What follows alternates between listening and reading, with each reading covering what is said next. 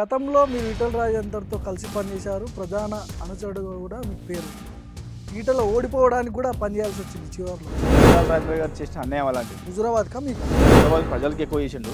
వాళ్ళకంటే ఎక్కువ నమ్ముకొని ఆయనతో పనిచేసిన. గతంలో కేసీఆర్ ఈటల రాజేందర్ని బర్తరఫ్ చేసినప్పుడు అక్కడే ఉన్నారు.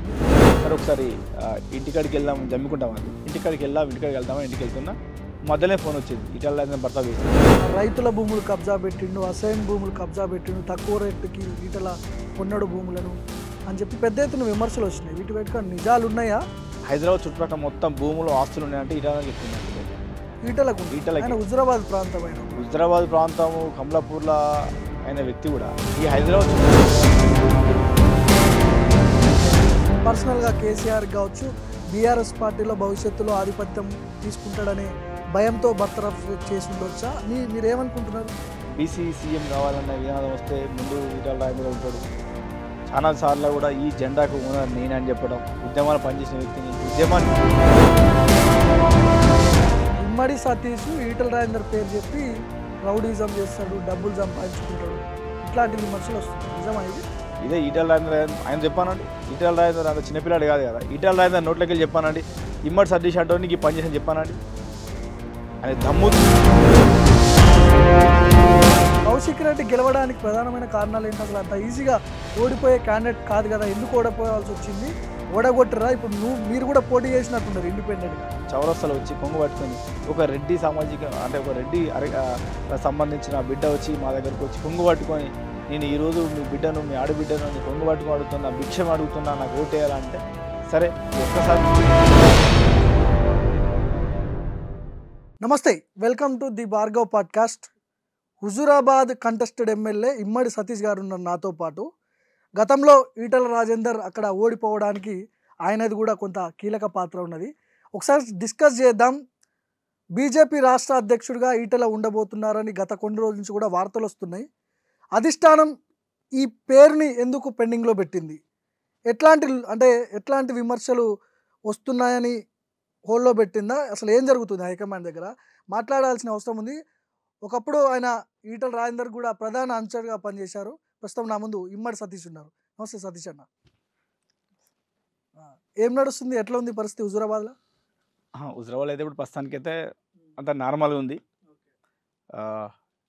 ఇప్పుడు ఎలక్షన్ తర్వాత కూడా ఉన్న ఎమ్మెల్యే గారు కూడా టీఆర్ఎస్ క్యాండిడేట్ కాబట్టి ఇప్పుడు అక్కడ అంతా అంటే ఇంకొక 4 ఏళ్ళ మట్టుకు హుజురాబాదు చాలా ఇబ్బందులు ఉంటుంది. ఈ 4-5 ఇయర్స్ అయితే మళ్ళీ ఎలక్షన్స్ వచ్చేదాకా, లేకపోతే మధ్యలో బై ఎలక్షన్స్ చెప్పలేం కానీ మళ్ళీ ఎలక్షన్స్ వచ్చేదాకా అయితే దారుణమైన పరిస్థితి, హుజురాబాద్ పరిస్థితి ఘోరంగా ఉంటుంది. గతంలో మీరు ఈటల రాజేందర్తో కలిసి పనిచేశారు. ప్రధాన అనుచరుడు కూడా మీకు పేరుంది. ఈటల ఓడిపోవడానికి కూడా పనిచేయాల్సి వచ్చింది చివరిలో. ఏం జరిగింది అసలు? ఎందుకంత కక్ష కట్టారు ఈటల్ని? అంటే కక్ష అంటే ఈటల రాజేందర్ గారు చేసిన అన్యాయం అలాంటిది. హుజురాబాద్కా మీకా? హుజురాబాద్ ప్రజలకు ఎక్కువ చేసిండు. వాళ్ళకంటే ఎక్కువ నమ్ముకొని ఆయనతో పనిచేసిన వ్యక్తి మేము కాబట్టి మాకు ఇంకా అంతకంటే దారుణ నిర్ణయం చేసిండు. ఓకే, ఏ ఒక్కరోజు మాకు డబ్బు కావాలి, టికెట్ కావాలి, ఓ పదవి కావాలని అడిగిన దాఖలు లేవు. నమ్మకంగా 10-15 ఏళ్ళు మినిమం ఒక 13 నుండి 14-15 ఇయర్స్ ఇల్లును కుటుంబాన్ని వదిలిపెట్టి ఆయనతో కీలకంగా పనిచేసిన వ్యక్తిని ఏ ఒక్కరోజు ఏం అడగలేదు. కానీ అనుచరుడుగా ఉంటూ ఆయన మీదనే ఎమ్మెల్యేగా పోటీ చేసే అంత స్థాయికి ఎట్లా ఎదిగిండు సతీష్? ఏంది అసలు, ఏం జరిగింది? అంటే భయ్యా, అంటే ఫస్ట్ నుండి కూడా మాది చిన్నప్పటి నుండి కూడా మా రాజకీయ ఫ్యామిలీ. మా ఫాదరు ఇప్పుడు నేను ఎలాగైతే ఈటల రాజేందర్తో అనుచరుగా ఉన్నానో, మా ఫాదర్ ఇమ్మడి మదనయ్య, మా ఫాదర్ కూడా దామోదర్ రెడ్డి అని ఇక్కడ మాజీ ఎమ్మెల్యే ఉండే, అక్కడ 4 సార్లు ఎమ్మెల్యే, 4 సార్లు మంత్రి కూడా. అతను కూడా కీలకంగా ఆయన అనుచరుగా పనిచేసిన వ్యక్తి మా ఫాదర్. ఓకే, సో మాది చిన్నప్పటి నుండి రాజకీయ ఫ్యామిలీ. నేను పుట్టి పెరిగింది కూడా ఆ వ్యవస్థలోనే. స్థిరంగా ఒక పదవి లేదు, మేము ఒక సీట్లో కూర్చోలే, కానీ మా చిన్నప్పటి నుండి నాకు చదువు అయిపోయిన తర్వాత ఈ రాజకీయంగానే ఎనీ ఎలక్షన్స్ వార్డ్ నెంబర్ నుంచి మొదలు పెడితే ఎంపీ, ఎమ్మెల్యే, ఎమ్మెల్సీ ఎలక్షన్ ప్రతి ఎలక్షన్ పనిచేసిన వ్యక్తిని, అలా అనుభవం ఉన్న వ్యక్తిని, రాజకీయంగా అన్ని విధాలుగా పనిచేసిన వ్యక్తిని కాబట్టి అవకాశం రాక వెయిట్ చేసినాం అంతే. గతంలో కేసీఆర్ ఈటల రాజేందర్ని బర్తరఫ్ చేసినప్పుడు అక్కడే ఉన్నారా మీరు? పక్కన ఈటలతోనే ఉన్నారు? ఈటలతో ఉన్నాను. ఓకే, బర్తరఫ్ చేసినప్పుడు నాకు అసెన్బర్త్ ఇన్ఛార్జ్ ఇచ్చారు. అసెన్బర్త్ జిహెచ్ఎంసీ ఎలక్షన్స్ నడుస్తున్నాయి. సో అక్కడ నేను ఎలక్షన్స్లో వర్క్ చేశాము. ఎలక్షన్ అయిపోయింది. బాబు శెట్టి శ్రీధర్ అని అక్కడ ఒక కార్పొరేటర్ ఉంటాడు. మేము అనుకున్న వ్యక్తి గెలవలేదు. సో బీజేపీ కౌన్సిల్ కార్పొరేటర్ గెలిచారు. ఎలక్షన్ కౌంటింగ్ అయిపోయింది. నైట్లో మేము బయలుదేరి లగేజ్ అద్దుకొని అంతా సరే ఒకసారి ఇంటికాడికి వెళ్దాం, జమ్మికుంటాం అది. ఇంటికాడికి వెళ్దామా ఇంటికి వెళ్తున్నా మధ్యలో ఫోన్ వచ్చింది, ఈటల భర్త వేశారు. ఈ విమర్శలు నిజమేనా? ఎందుకంటే రైతుల భూములు కబ్జా పెట్టిండు, అసైన్ భూములు కబ్జా పెట్టిండు, తక్కువ రేటుకి ఈటల కొన్నడు భూములను అని చెప్పి పెద్ద ఎత్తున విమర్శలు వచ్చినాయి. వీటి వెనుక నిజాలు ఉన్నాయా? ఓన్లీ బట్టగాల్చి మీద వేసిరా? నిజాలు ఉన్నాయి కాబట్టి ఈటల రాజేందర్ భర్త వేయడం జరిగింది. ఇప్పుడు గవర్నమెంట్ కేసీఆర్ చేతిలో ఉండే అప్పుడు కేసీఆర్ గారు అంత కాదు కదా, ఊరికైనా అందరి మీద రాయేసే వ్యక్తి కాదు కదా.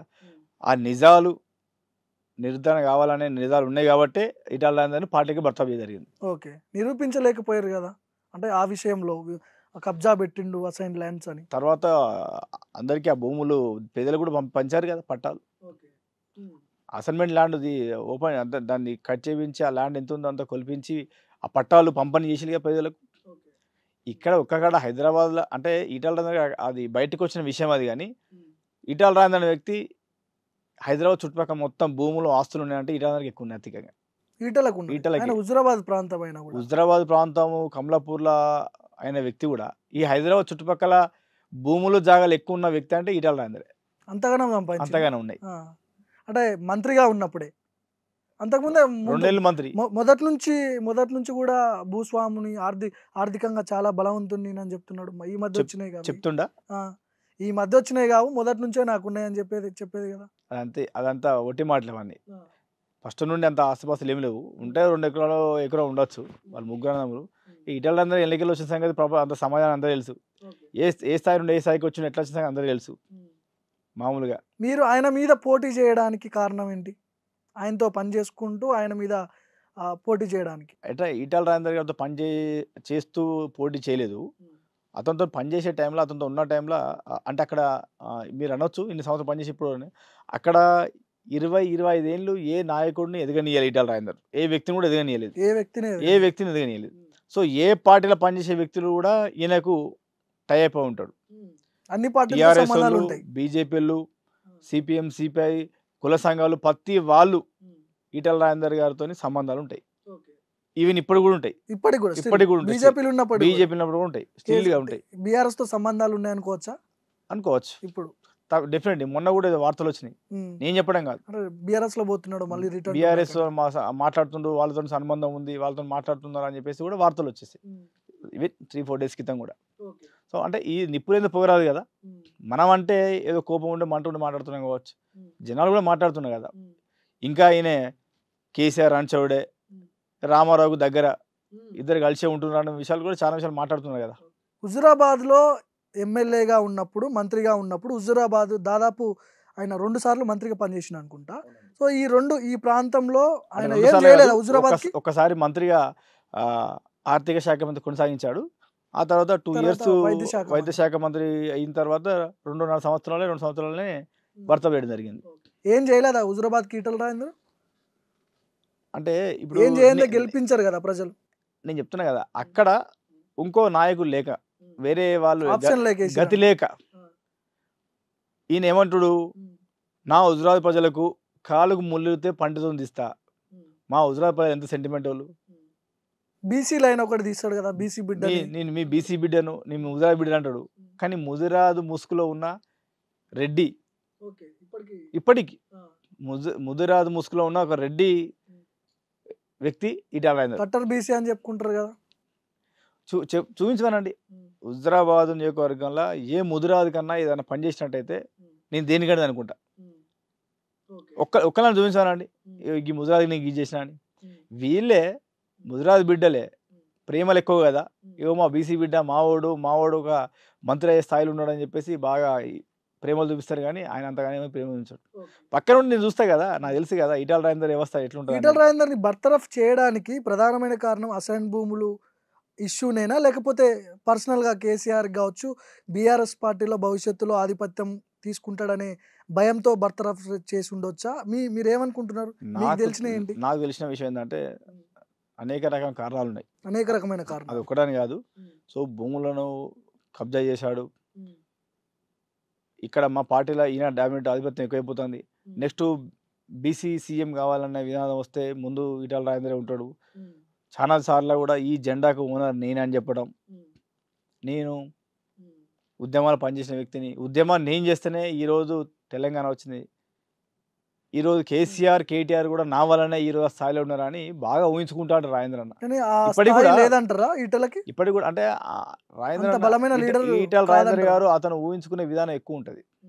అంటే కేసీఆర్ ఎంతటోడో, కేసీఆర్ అనే వ్యక్తి ఎంతటి వ్యక్తో అంతకంటే వాళ్ళిద్దరు ఈక్వల్ ఉన్న వ్యక్తి ఈటల రాజేందర్ గారు. అదే మేధావర్గం చెందిన వ్యక్తే. అపర చాణక్యుడు ఈటల రాజేందర్ అంటే, not a joke candidate. So ఎవరిని ఎక్కడ ఎట్లా ఏ టైంలో దించాలో ఏ టైంలో లేపాలో బాగా తెలిసిన వ్యక్తి ఈటల రాజేందర్ గారు. ఇప్పుడు అట్లనే ఇమ్మడి సతీష్ని తొక్కేసే ప్రయత్నం జరిగింది అక్కడ. అందుకనే మీరు బయటకు వచ్చి కొట్లాడుతున్నారు ఆయన మీద. నేను బయటకు వచ్చే నాకు కూడా ఆశలు కోరికలు ఉన్నాయి. నేను కూడా ఒక లీడర్ కావాలనుకుంటున్నాను. బయటికి రావడానికి కారణం ఏంటంటే ఒకసారి మా అమ్మకి మా అమ్మకి బీఫామ్ అడిగినాం. నేను ఎప్పుడు ఏ రోజు అడగలేదు. ఉన్న పని చేసిన అనుచరులలో అతను ఉన్న దాంట్లో వల్ల అయితే కీలకంగా ఎక్కువ పనిచేసిన వ్యక్తి నేను. నా బండ్ల పెట్రోల్ పోసుకొని, నేనే నా పిల్లలకు భోజనాలు పెట్టించుకొని, టిఫిన్ ఖర్చు పెట్టించుకొని, నేనే కీలకంగా అంటే ఒక నాయకుడిని నేను నాయకుడిని కావాలనుకుంటున్నా, లీడర్ కావాలనుకున్నా కాబట్టి నేను ఇంకో దగ్గరికి వెళ్ళి చేయి చాపే అవసరం లేదు. కాబట్టి 10 చొప్పున ఇంట్రెస్ట్ అప్పు చేసిన మంచిదే, డబ్బులు తీసుకొచ్చి నా యూత్ని కానీ నా వాళ్ళని కానీ నేను మెయింటైన్ చేసుకుంటా, బండ్ల పెట్రోల్ పోసుకుంటా, వెళ్ళి మీటింగ్లు అంటే సభలు అంటే నేర్చుకోవడం, కలవడం, తెలుసుకోవడం ఇలాంటి ఎక్కువ చేసిన.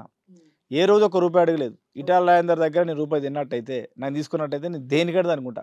చాలా ఇదే హైదరాబాద్ ఓకే ట్యాంక్ బండి మీదకి వస్తా, వాళ్ళని రమ్మను, నేను ఒక రూపాయి తిన్నట్టయితే నేను దేనికడదు అనుకుంటా. ఈటల అనుచరులు కొంతమంది, ఇప్పుడున్నటువంటి కొంతమంది ఆయన పక్కన తిరిగే వాళ్ళ దగ్గర నేను సేకరించిన సమాచారం ఏంటంటే, ఇమ్మడి సతీష్ ఈటల రాజేందర్ పేరు చెప్పి రౌడీజం చేస్తాడు, డబ్బులు సంపాదించుకుంటాడు, ఇట్లాంటి విమర్శలు వస్తున్నాయి. నిజమా ఇది? అది నిజమైతే, వాళ్ళు చెప్పేది ఎవరైతే నిజమైతే ఒక్క ఎవిడెన్స్ ప్రూఫ్ పట్టుకురామనండి. ఈటల రాజేందర్ పేరు చెప్పి నేను ఎక్కడన్నా ఏమైనా పని చేసినట్టు, నేను కనీసం ఎక్కడికన్నా వెళ్ళి ఈటల రాజేందర్ పంపించాలని నేను చెప్పినట్టయితే ఎవిడెన్స్ తీసుకొస్తే నేను ఏ శిక్ష వేసినా నేను రెడీ, మీరు ఎక్కడ రమ్మని నేను వస్తా. ఇలాంటి ఫాల్స్ మాటలు మాట్లాడద్దు ఎవరైనా కూడా. ఇదే ఈటల రాజేందర్ ఆయన చెప్పానండి. ఈటల రాజేందర్ అంత చిన్నపిల్లాడు కాదు కదా. ఈటల రాజేందర్ నోట్లోకి వెళ్ళి చెప్పానండి, ఇమ్మడి సతీష్ అంటోనికి పని చేసి చెప్పానండి. ఆయనకు దమ్ము ధైర్యం ఉంటే, ఆయనకు శివుని ఎత్తుంటే చెప్పానని నా పేరు. ఇప్పుడు ఇట్లాంటి విమర్శలు ఉన్నాయని మిమ్మల్ని పక్కన పెట్టారు అనుకోవచ్చా సతీష్ని ఈటల? నేనని కాదు, నేను ఒక్కనని కాదు, ఆయనతో పాటు నాకన్నా ముందు ఇంకా కీలకంగా పనిచేసిన వ్యక్తులు ఒక 8-9 మంది ఉన్నారు. మొన్న ఏం చేయాలో అర్థం కాక, ఎటు చేయాలో అర్థం కాక, గచ్చంతరం లేక మొన్న దాదాపు మొన్న ఎలక్షన్స్ టీఆర్ఎస్ పార్టీ జాయిన్ అయ్యారు. అలా అక్కడ వాళ్ళ పిల్లలను కుటుంబాన్ని కాపాడుకోవాలి, వాళ్ళకి అవసరాలు కావాలి, ఏం చేయాలో అర్థం కాక మొన్న టీఆర్ఎస్ పార్టీ జాయిన్ అయ్యారు. ఈటల రాజేందర్ అనే వ్యక్తి ఉట్టి పేరుకే ఈటల రాజేందర్, ఆయన ఏం పని చేయడు, ఎవరికి ఏం పని కౌశిక్ రెడ్డి గెలవడానికి అంత కంచుకోటగా నిర్మించుకున్న ఈటల రాజేందర్ హుజూరాబాద్ని, కౌశిక్ రెడ్డి గెలవడానికి ప్రధానమైన కారణాలు ఏంటి? అసలు అంత ఈజీగా ఓడిపోయే క్యాండిడేట్ కాదు కదా, ఎందుకు ఓడిపోవాల్సి వచ్చింది? ఓడగొట్టరా? ఇప్పుడు మీరు కూడా పోటీ చేసినట్టున్నారు ఇండిపెండెంట్గా. సో ఎందుకు అందరు కలిసి కక్ష కట్టి ఈటలని టార్గెట్ చేసిరు లాస్ట్ ఎలక్షన్ లో? ఈటల టార్గెట్ ఏం లేదు. ఇక్కడ 2 విషయాలు ఉన్నాయి. ఇప్పుడు కౌశిక్ రెడ్డికి 2 కారణాలు ఉన్నాయి.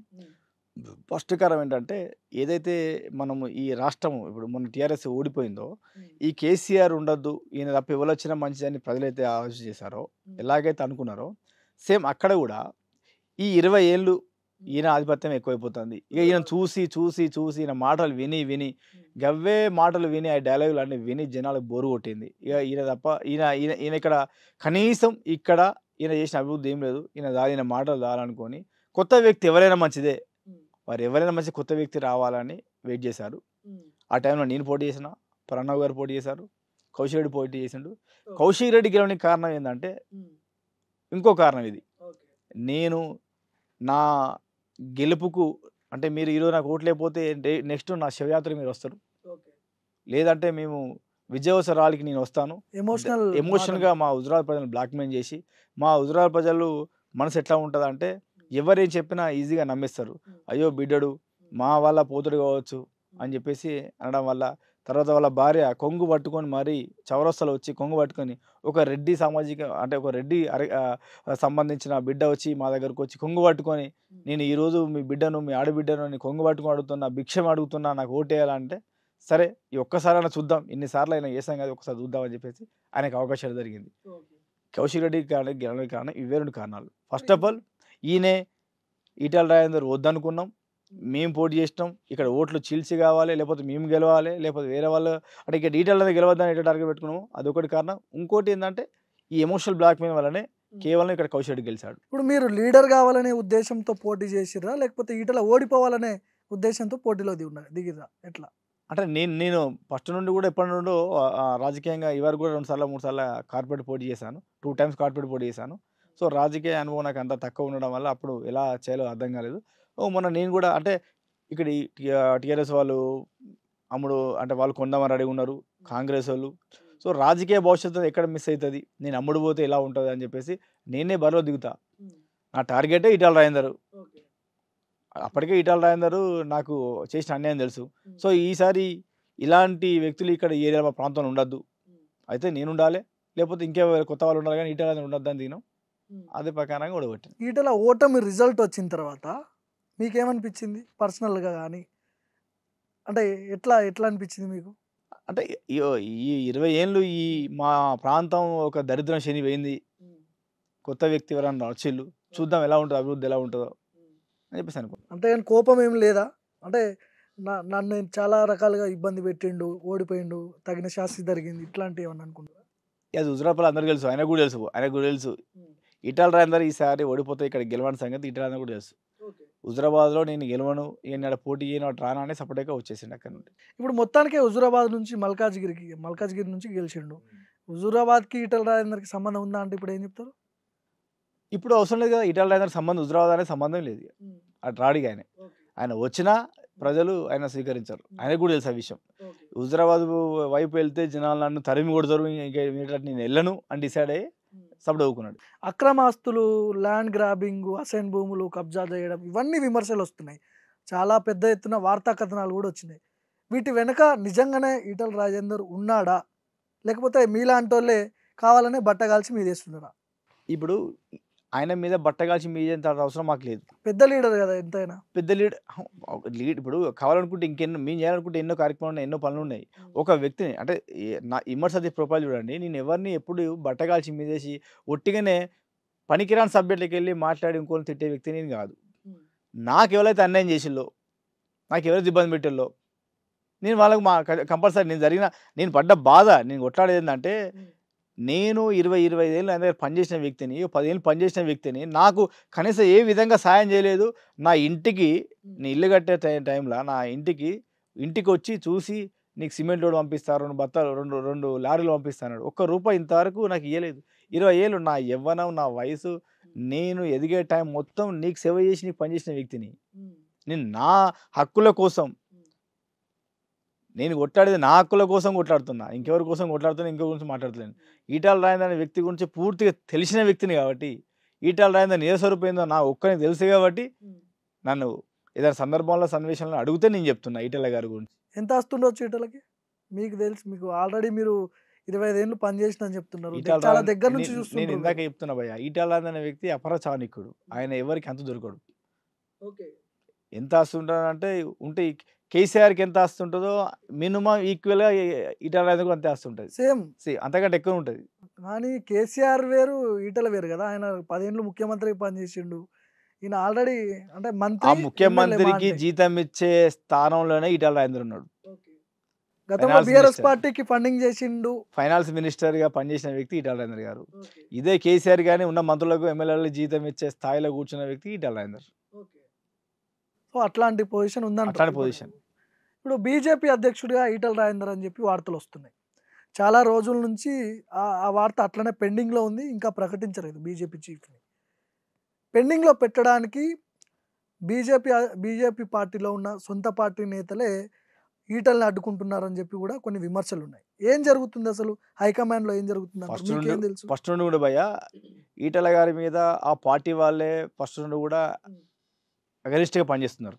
సో ఈయన వచ్చిన తర్వాత ఏదైతే అంటే నాకు తెలిసి ఏ పార్టీలల్లో జేని కమిటీ అనేది ఉండదు. ఈయన కావాల్సుకొని ఒక కొత్త చేరికల కమిటీ చైర్మన్ క్రియేట్ చేసి పెట్టి ఇచ్చారు.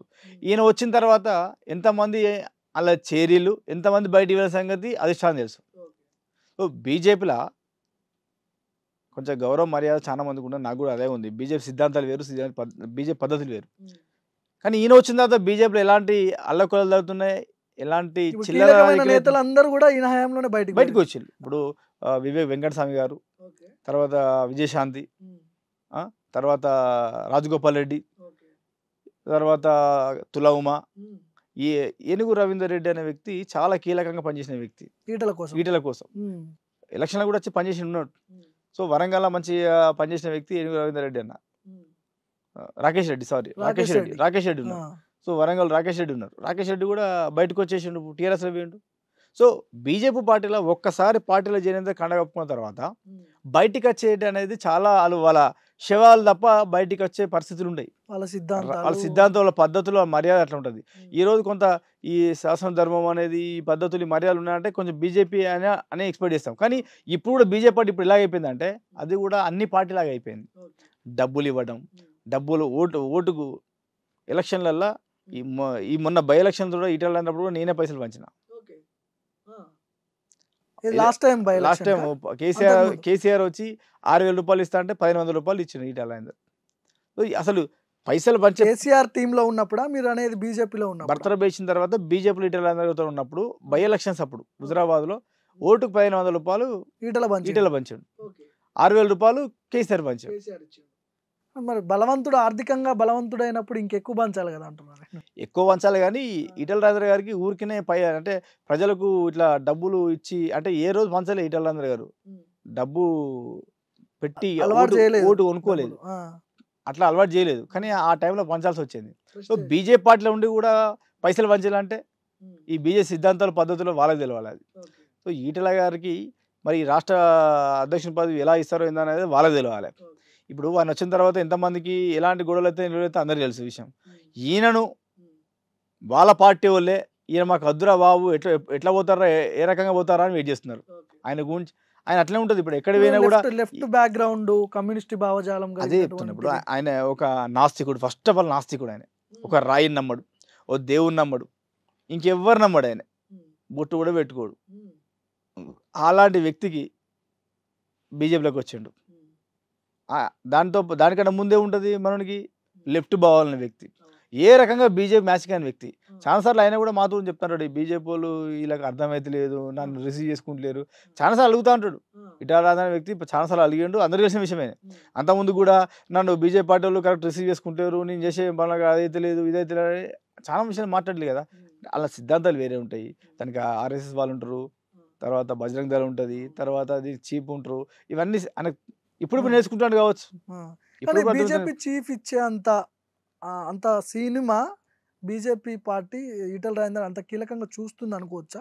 అంటే వేరే అభ్యర్థులు ఎవరు లేరు. ఇప్పుడు చాలా మంది పక్క పెట్టిలంటేనే అర్థం చేసుకోవాలి ఈయన మీద ఇంకేం పెండింగ్ లో ఉందంటేనే. ఈయన పాత గతంలో ఏం చేసిండు, ఈ భూ కబ్జాలు చేసిన బాపతి, తర్వాత ఎక్కడెక్కడ ఏం చేసిండు, ఇంకా హుజరాబాద్ రమ్మనండి. హుజరాబాద్కి వస్తే హుజరాబాద్ ప్రాంతంలో ఏమేమి చేసిండు, గతంలో ఎవరెవరిని మర్డర్ చేయించిండు, ఎవరెవరి చేయించిండు అంటే ఒకసారి విమర్శలు. వినోక మండల్లో ఈటల రాజేందర్ గారు అంతా కూడా అని చెప్పేసి అందరూ తెలిసిన విషయం.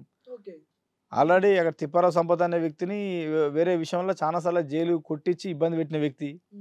అలాంటి ఎన్నో రూమర్స్ ఉన్నాయి ఈటల రాజేందర్ మీద రాజకీయంగా. బయట అంటే మీదికి ఏదో బీసీ బిడ్డ అని ఏదో అమాయక ముఖం పెట్టుకుంటాడు, కానీ ఆయన లోపల నిజ స్వరూపం ఎంక్వైరీస్ వెళ్తాయి కదా అందరికి.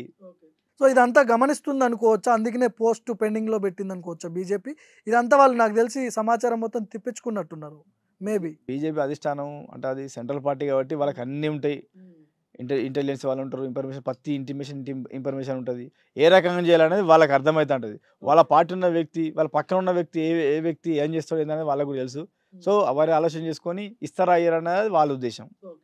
ఒకవేళ ఇచ్చినా కూడా ఈటల రాజేందర్ గారికి ఈ రాష్ట్ర ఇప్పుడు అంత క్యాపబిలిటీ పర్సన్ కాదంటారా బీజేపీ చీఫ్ కి సరిపోడా? నేను ఒకటి చెప్పాలా, ఇవన్నీ వద్దు భయ్య. ఈటల రాజేందర్ గారి గురించి, ఆయన గురించి పక్కన ఉన్న వ్యక్తిని కాబట్టి ఒకటే విషయం చెప్తున్నా.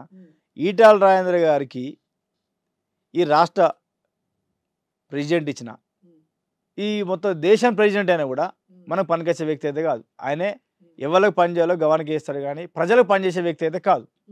ఎందుకంటే వాళ్ళ సొంత గ్రామంలోనే ఇప్పటికి మీరు వెళ్ళండి, వాళ్ళ ఊరు కమలాపూర్ సొంత గ్రామంలోనే ఇన్నిసార్లు గెలిచిన వ్యక్తి వాళ్ళ ఊర్లో ఒక బస్ స్టాండ్ కట్టేయలేదు. ఏదో టీఆర్ఎస్ గవర్నమెంట్ మీద ఉన్న ఆ స్కీములతోని వాటితోని ఆ రోడ్లు వేయడం, చిన్న చిన్న డెవలప్మెంట్లు అవైనా కానీ ఎక్కడన్నా గట్టి అభివృద్ధి ఈటల రాజేందర్ గారు చేసిన గొప్ప పని గిదా అని చెప్పేసి ఒక్కగానే చూపించండి. మల్కాజ్గిరిలో భారీ ఎత్తున మెజార్టీతో గెలిపించారు ఎంపీగా. అక్కడ గెలవడానికి కారణాలు ఏంటంటే అక్కడ కాకుండా ఇక్కడ పోటీ చేయమనండి. మల్కాజ్గిరిలో గెలవడానికి కారణం ఏంటంటే మల్కాజ్గిరిలో మొత్తం ఓటర్ సంఖ్య మొత్తం 6 లక్షల పైచులకు ఉంటుంది. అందులో 3 లక్షల పైచులుగా ఓట్లు నార్త్ వాళ్ళే ఉంటాయి. సో వాళ్ళకి ఒకటే ఉంటుంది పట్టుబట్టు, అందుకని అక్కడ టికెట్ ఇప్పించుకున్నాడు. బీజేపీ పువ్వు గుర్తు తప్ప వాళ్ళకి ఇంకా ఏం ఆలోచన ఉండదు, ఏముండదు. ఒకటి ఇంకోటి ఏంటంటే ఆడ కాంగ్రెస్లో అప్పటికే మన ఇప్పుడున్న సీఎం గారు రేవంత్ రెడ్డి గారు ఎంపీగా పోటీ చేయడం జరిగింది. సో ఇంకో కొత్త అవకాశం ఇద్దామని తర్వాత అక్కడ ఉన్న వ్యక్తులంతా చెప్పినా కదా బయట ఉండొచ్చి సెటిల్ అయిన వాళ్ళ వ్యక్తులే, లోకల్ కాదు. 3 లక్షల పైచులుగా ఓట్లు బయటే, అవి అవుట్ రైట్గా పడతాయి. అవి కొత్త క్యాండిడేట్ ఇక్కడ ఇదే మరి అక్కడ ఏమన్నా కరీంనగర్ జిల్లాలో ఏమనండి. రేవంత్ రెడ్డికి ఈటలకి ఎట్లాంటి అనుబంధం ఉండొచ్చు అని అనుకుంటారు మీరు? చాలా దగ్గర నుంచి చూసి ఉంటారు. ఎట్లాంటి అనుబంధం ఉంది? పార్టీలు వేరైనా కూడా వ్యక్తిగతంగా ఇద్దరు చాలా బాగుంటారు అనే ఇది ఉంది, నిజమేనా? అంటే అది ఇదివరకు ఉండొచ్చు. నేను అతనితో ఈటల రాజేందర్ గారితో ఉన్నప్పుడు ఇప్పటికీ 2 years దాటిపోయింది. అప్పుడు ఉండొచ్చు. అప్పుడు ఆ మధ్య ఏదో డిస్కషన్ కూడా అయింది, 12 కోట్ల రూపాయలు తీసుకున్నాడు అని చెప్పేసి. ఎవరు తీసుకున్నారు? అదే సీఎం గారు ఆల్రెడీ రేవంత్ రెడ్డి గారు ఒకరోజు భాగ్యలక్ష్మి టెంపుల్కి వచ్చి ఛాలెంజ్ చేశాడు. ఇప్పుడు ఈ రాష్ట్ర ముఖ్యమంత్రి సీఎం గారు కళ్ళ నీళ్ళు పెట్టుకున్నాడు, బాధపడ్డాడు. అప్పటిదాకా తెలుసు వీళ్ళ మధ్యలో ఏం జరిగిందని. ఆ తర్వాత మనం బయటకు వచ్చిన తర్వాత వీళ్ళ మధ్యలో ఎట్లా ఉంది అనేది కూడా మనకైతే ఐడియా లేదు. అది ఏం జరుగుతున్నది చూడాలి. చివరిగా చెప్పండి, బీజేపీ పగ్గాలు ఈటల రాజేందర్కి ఇస్తే ఎట్లాంటి పరిణామాలు ఉంటాయి తెలంగాణలో? మెయింటైన్ చేసే శక్తి ఉందంటారా? మెయింటైన్ చేస్తూ చేపడుతున్న విషయం పక్క పెడితే బీజేపీ పగ్గాలు కనుక ఆయనకి ఇస్తే ఈ రాష్ట్రం మొత్తం అలకొలం అవుతుంది. ఎవరు ఏ పార్టీ, ఎవరు ఏ మనిషి, ఎవరు ఎటు పోతున్నారు, ఎవరు ఏమవుతుందని తెలియకుండా అయిపోతుంది. ఈటల రాజేందర్ చాలా పొల్యూట్ అయిపోతుంది. ఈటల రాజేందర్ అనే వ్యక్తికి బీజేపీ చీఫ్ ఇస్తే మట్టుకు రాష్ట్రం మొత్తం ఆమె అయిపోతుంది. అంటే అంత కేపబుల్ వ్యక్తి కాదనుకుంటున్నాను నేను. మీరు చూడండి, ఆయన మాట్లాడిన సబ్జెక్ట్ మాట్లాడండి, ఏమనండి. ఇక బండి సంజయ్ అగ్రెసివ్గా కొట్లాడతాడు. బండి సంజయ్ అనే వ్యక్తి ఎవరైనా కార్యకర్తకి ఏమన్నా అయితే కంట్లో పెట్టుకుంటాడు, కడుపులో దాచిపెట్టుకుంటాడు, చెయ్యి వాడినియాడు.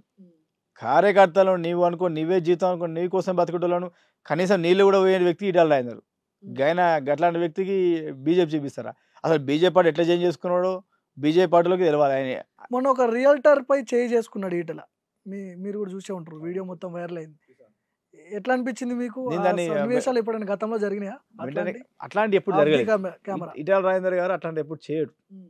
ఎందుకు చేశాడు అంటే మరి ఆయన ఇక్కడ ఈ ఏరియా ప్రాంతంలో ఆయన దమ్ము సత్యం చూపిద్దాం అనుకొని చేయవచ్చు. ఆయన సైలెంట్ కిల్లర్, మీదికి ఏర్పడాడు కానీ లోపల నిన్ను ఈ ఇంటర్వ్యూ అయిపోయిన తర్వాత నిన్న చంపించినా చెప్పలేము. ఖచ్చితంగా టార్గెట్ అయితే పెట్టుకుంటారు. నెక్స్ట్ మన ఇంటర్వ్యూ తర్వాత ఉంటామో ఉండవు తెలియదు. ఎందుకంటే ఈటల రాజేందర్ అనే వ్యక్తి చాలా దగ్గర నుంచి చెప్తున్నాడు. అందుకే చెప్తాను. కాకపోతే కొట్టడం అనేది నేను చెప్పిన ఖండించిన, అది చాలా దుర్మార్గం. ఈటల రాజేందర్ అనే వ్యక్తి చేసిన పని చాలా దారుణం. అసలు ఆయనకు ఈ బీజేపీ పార్టీ వాళ్ళు ఇలా చేస్తారా అనేది చాలా వింతగా అనిపించింది. ఎందుకంటే పోస్ట్ కోసమే చాలా అగ్రెసివ్గా కనపడాలని చేసుకున్నారని కొంతమంది అంటున్నారు. ఈయన ఇట్లాంటి జిమ్మిక్కులు చేస్తే వాళ్ళకి అర్థమవుతుంది. అంటే ఈయన కంటే ఎక్కువ ఆడ చేస్తున్నారు. ఈయనకి రాష్ట్ర లెవెల్లో రాజకీయం చేసిండు, సెంట్రల్ నేషనల్ లెవెల్లో రాజకీయం చేసే వ్యక్తులు వాళ్ళంతా. ఈయన వాడిని కొడితే అయిపోతుంది అంటే కొట్టాలనుకుంటే నువ్వు ఆ పరిస్థితిలో కాదు. ఈటల రాజేందర్ వ్యక్తిని ఎందుకు కొట్టద్దు అంటున్నా అంటే ఆ చేసిన తప్పు, వాడు ఏదైతే రియల్ ఎస్టేట్ అవి కబ్జా చేసిండో వాడిని కొట్టడం తప్పు అంటున్నా. ఎందుకంటే ఈయనే ఒక కబ్జాదారుడు కదా. ఒక కబ్జాదారుడు ఇంకో కబ్జా ఎట్లా కొడతాడు? నువ్వు నీతి న్యాయపరం అయితే నీకేం లేకపోతే వేరే వ్యక్తిని కొడితే ఏం కాదు. మీరు డైరెక్ట్ స్టేట్మెంట్ ఇస్తున్నారు కబ్జాదారుడు అని. మీ మీద నేను చెప్పడం కాదండి, నేను చెప్పేది కాదండి. ఆల్రెడీ గతంలో లేదా ఈటల నుంచి చెప్పినా కదా, నేను గతంలో చెప్తున్నా. మా హుజురాబాద్ ప్రజల కోసము, మా హుజురాబాద్ అభివృద్ధి కోసము నా ప్రాణమేనా రెడీ అని చెప్తున్నా. ఇప్పటికేం చెప్తా, ఈటల రాజేందర్ గారు చంపని నేను దాదాపు మాది జమ్మికుంట ప్రాంతం అంబేద్కర్ కాలనీ, నేను అలగిలి పుట్టొచ్చిన వచ్చేటప్పుడే బయటకు వచ్చినప్పుడే పొలిటికల్ వేసినప్పుడు అనుకున్నా మనం ఉంటామో పోతామో తెలియదు, ఉన్న రోజులైనా మా ప్రజల కోసం మా వాళ్ళ కోసం కొట్లాడాలని. ఓకే రైట్ అన్న, thank you so much. So ఇది ఇమ్మడి సతీష్ గారితో స్పెషల్ పాడ్కాస్ట్.